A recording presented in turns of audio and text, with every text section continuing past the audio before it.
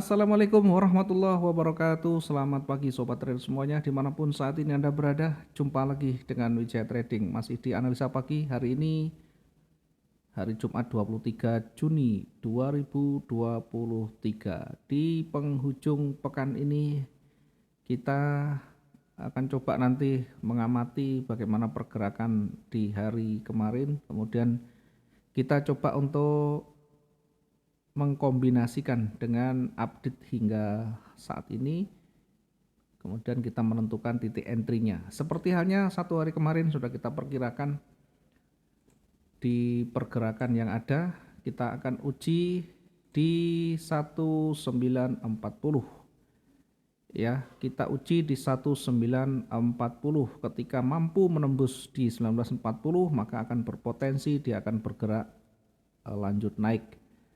Sebaliknya, ketika tidak mampu menembus di 1939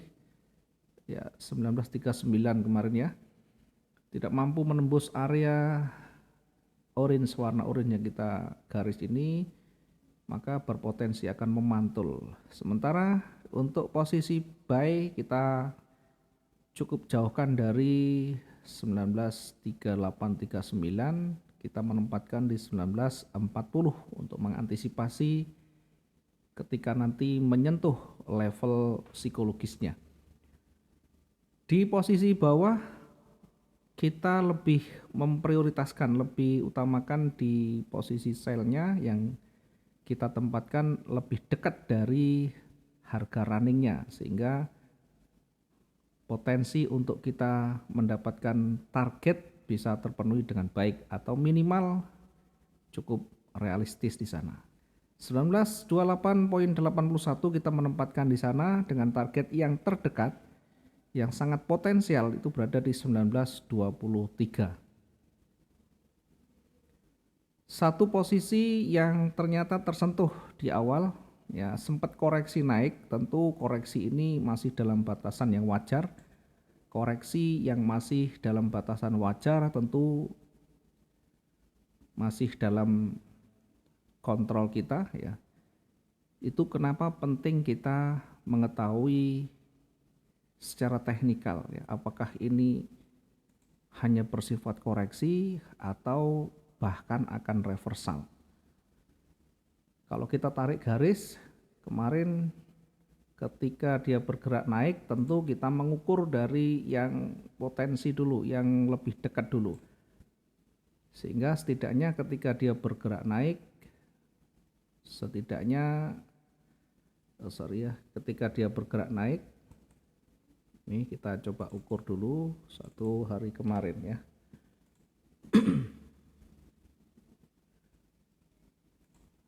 Diawali dari tren naik dulu ya. Diawali dari tren naik dulu, kemudian mulai ditolak dan sebagainya. Di awal karena dia sempat bergerak turun, kemudian sampai mendekati levelnya ditolak, maka berpotensi akan memantul, sehingga kita juga nanti mengukur ketika memantul ke atas, kita setidaknya akan uji ya, karena sebelumnya bergerak sampai di sana, sehingga ketika naik minimal kita uji di pertengahan ya, saat kita masuk posisi, saat tersentuh posisi sell kita dan dia mulai bergerak naik, satu kita uji di area levelnya di sini. Kalau dia break, maka kita uji lagi di area pertengahannya, retracement-nya di sini. Banyak sekali penolakan di sisi atas, minimal untuk menguji kekuatan buyer ketika dia bergerak naik. Ternyata hanya sampai di sini, kemudian ditolak, sempat bergerak naik lagi, hanya berkisar di kisaran resisten yang terdekat dan akhirnya bergerak cukup signifikan. Yang kalau kita hitung, kalau kita perhatikan tentu sampai di sini sudah cukup ya, ada sekitar 400-an, sudah lebih dari cukup untuk target terdekat kita. Meskipun kita menempatkan di 1923 ya, baru tersentuh target itu setelah 1 hari ya, setelah pergerakan itu 1 hari. Dan tidak ada tanda-tanda kuat naik, yang ada adalah penolakan demi penolakan. Sekalipun dia ditolak ke atas, kembali kita uji di sana, dia hanya memantul di situ dan kembali turun lagi. Bahkan target yang kedua akhirnya tercapai dengan baik. Sementara titik jenuhnya kita tentukan, kita taruh di 1903. Ini belum sempat tersentuh, dia sudah memantul kembali. Tentu kita bisa menghitung dari sisi range-nya ya. Dari sisi range-nya, kalau sudah terpenuhi setidaknya akan mendekati pembalikan atau setidaknya akan konsolidasi. Dan tidak akan beda jauh ya. Tidak terlalu jauh dari yang kita sudah mappingkan. Karena itu penting kita menentukan potensi di dalam 1 hari itu ya, karena kita hanya menggunakan trading harian. Berbeda dengan menggunakan swing yang targetnya sudah jauh ya, targetnya sudah cukup panjang ya. Kalau harian kita dihadapkan pada kemampuan pergerakan harian, kemudian kita juga dihadapkan dengan waktu yang harus selesai dalam 1 hari. Kalau kita bermain dengan jangka panjang, yang kita tentukan adalah targetnya. Kalau kita sudah mentargetkan misalnya 5.000, ya sudah 500 pips itu ya sudah di situ. Sebelum tersentuh dua-duanya atau sebelum target itu tersentuh atau resiko itu tersentuh, ya kita biarkan mengambang. Walaupun bisa berhari-hari, kadang berminggu-minggu ya. Tapi kalau 1 hari trading harian itu kita dihadapkan pada waktu yang terbatas, pada kemampuan pergerakan yang juga ada batasnya, sesuai dengan historinya, sesuai dengan pergerakan-pergerakan sebelumnya yang membuat ini menjadi acuan kita. Baik, 1 hari kemarin kita dapatkan dengan baik targetnya. Sekarang kita lanjut untuk hari ini. Kita akan memetakan juga ya, sebenarnya kita tidak dalam posisi menentukan ini arahnya naik atau turun. Karena itu kita menempatkan posisi yang potensial, yang dimana potensi itu bisa naik bisa turun.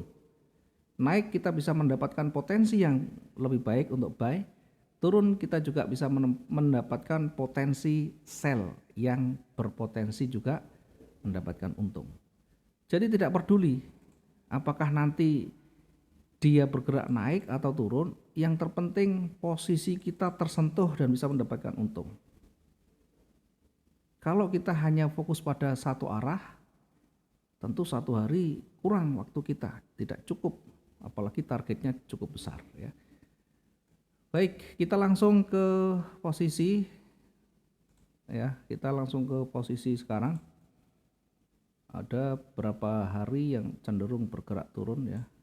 Kita masuk di time frame besar dulu. Mengingat hari ini di akhir pekan, kita akan melihat di time frame weekly-nya. Ya, jelang pergantian candle di time frame weekly. Ini sudah terbentuk momentum bearish yang tebal sekali. Kita coba buatkan satu garis bantu ya. Naik turunnya kita buat seperti ini. Oke, kemudian dia turun masih berada di kisaran levelnya, Ya, kalau kita amati masih berada di kisaran levelnya. Jadi tetap berpotensi akan memantul kembali ya. Sekalipun dalam minggu ini, dalam pekan ini, hingga harga di perhatikan ya, harga saat ini masih cenderung turun, masih didominasi oleh seller. Tetapi secara umum dari tren yang ada ini masih di posisi koreksi ya, koreksi. Sehingga potensi untuk kembali naik sangat besar ya. Karena ini saat ini masih di posisi yang ya koreksi, maka jangan terkecoh dengan pergerakan-pergerakan yang sifatnya hanya jangka pendek atau sementara. Kalau kita lihat dari high dan low-nya, swing high dan swing low, ya, swing low-nya menuju ke atas, swing high-nya juga masih menuju ke atas. Meskipun di candle terakhirnya belum ada trigger ya, belum ada penanda untuk dia memantul kembali, tapi setidaknya kehati-hatian itu kita harus perhatikan. High dan low-nya masih menuju ke atas, swing high swing low-nya masih menuju ke atas ya. Kemungkinan kalaupun dia bergerak turun masih berada di kisaran 1866, masih terlalu jauh untuk dia bergerak terlalu dalam ya. Kalaupun dia bergerak turun diperkirakan hanya akan berkisar di kisaran 1860-an ya, 1866. Itu pun berat sekali karena ini sudah mau berganti candle. Kalau kita amati dari range mingguan, terpanjang itu hanya sampai di sini. Yang terdekat terpanjang hanya sampai di sini. Sehingga kalau kita tarik ke bawah, kira-kira akan mendekati di sini ya, kira-kira.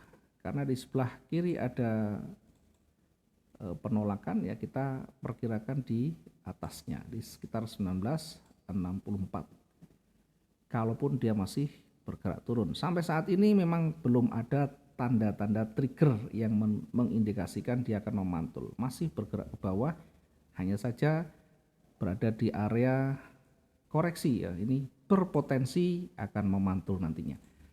Baik, kita di time frame di bawahnya di D1 tebel di bawah itu biasanya tanpa penolakan dia tebel, bisa jadi justru akan malah berbalik naik.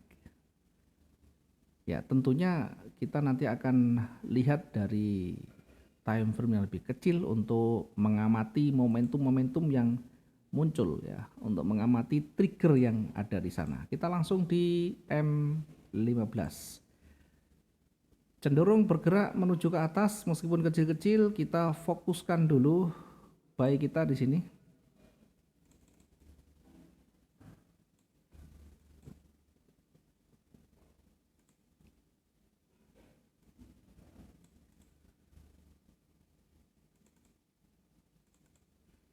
Oke, kita fokuskan buy dulu.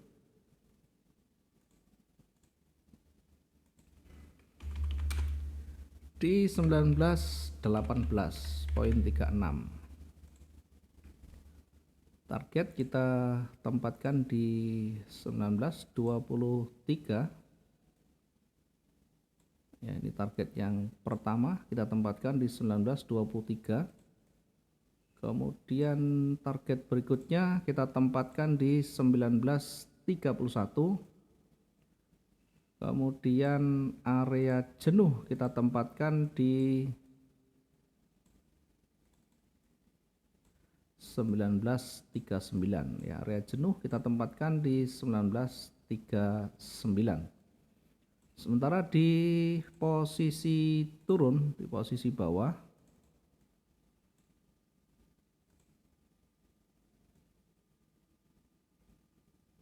kita tempatkan sell di 1910. Kemudian kita akan menempatkan targetnya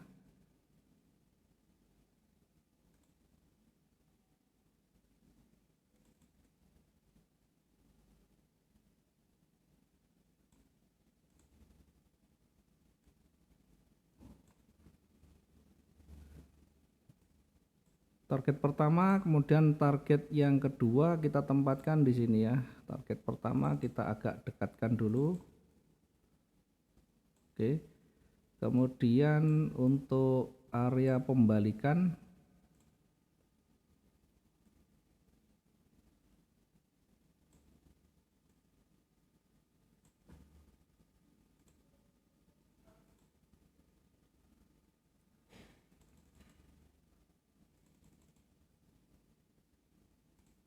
oke, kita tempatkan di 1896 ya. Dari sisi range terdekat dulu kita akan ukur satu hari kemarin, meskipun hari Jumat ini potensi untuk jauh lebih besar juga ada, namun kita gunakan yang realistis yang mendekati sama seperti hari sebelumnya ya. Kalaupun maksimum nanti akan mendekati di 19 di 3 hari yang lalu ya, kira-kira seperti ini. Kita akan coba untuk uji dengan range-nya sehingga nanti ketemu di mana titik jenuh yang berpotensi akan memantul ya. Dari sisi atas realistis masih kita tempatkan di 1939. Dari sisi bawah kita akan menempatkan di 1896, ini masih berpotensi cukup dalam di 1918 sekian. Tetapi karena cukup dalam, sementara kita akan tentukan, kita akan ukur di 1896 dulu ya.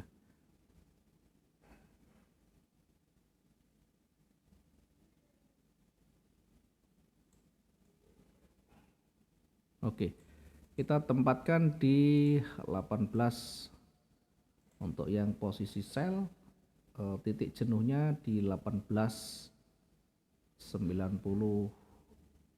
dulu.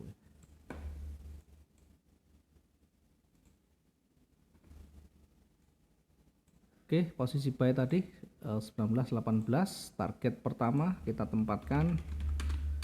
Target pertama kita tempatkan di 1923.71, kemudian target yang kedua kita akan tempatkan di 1931. 1931.0 ya. Sementara untuk area jenuh ya, area jenuh kita tempatkan di 1939, ini area jenuh. Di 1939 poin sekian ya, potensinya ada di sana.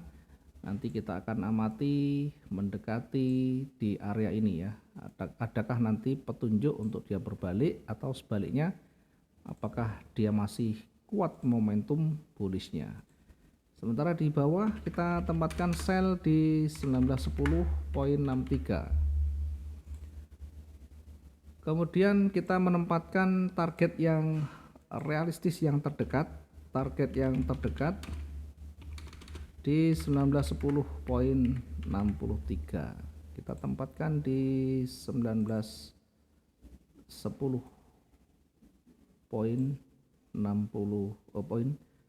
sorry ya, ini untuk targetnya 1903 ya, poin 21. Ini untuk target yang pertama ya.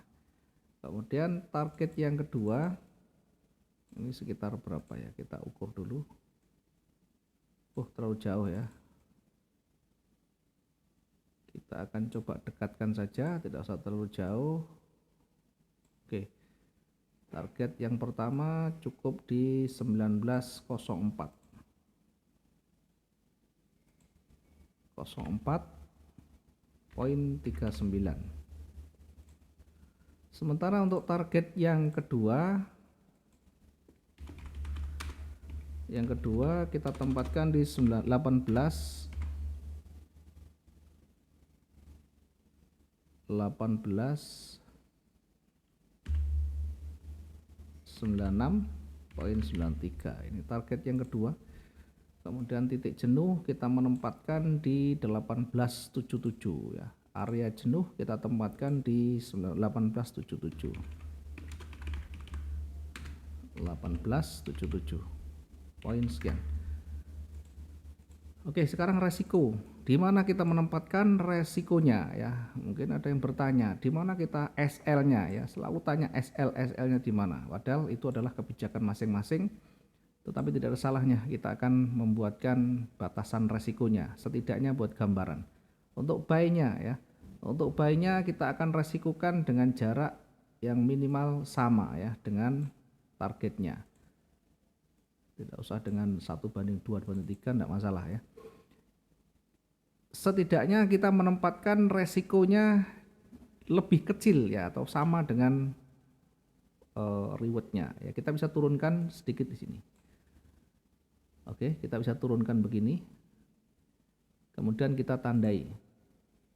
Kita tandai di angka sekian, 19, 14 misalnya. Yang terpenting tersentuh dulu, jangan mikir SL-nya dulu. Tersentuh aja belum kita berpikir resikonya.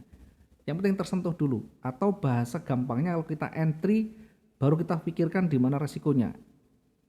Karena posisi ini belum tersentuh, maka kita belum bisa menempatkan resikonya. Nanti begitu tersentuh, baru kita akan menempatkan resikonya. Sebagai gambaran, kita bisa gunakan perbandingannya seperti ini ya.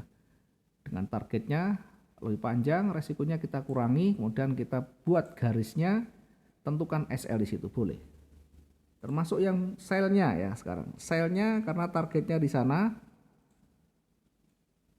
Targetnya di sini, untuk resikonya bisa kita kurangi dari atas. Turunkan sedikit, kemudian buat garis.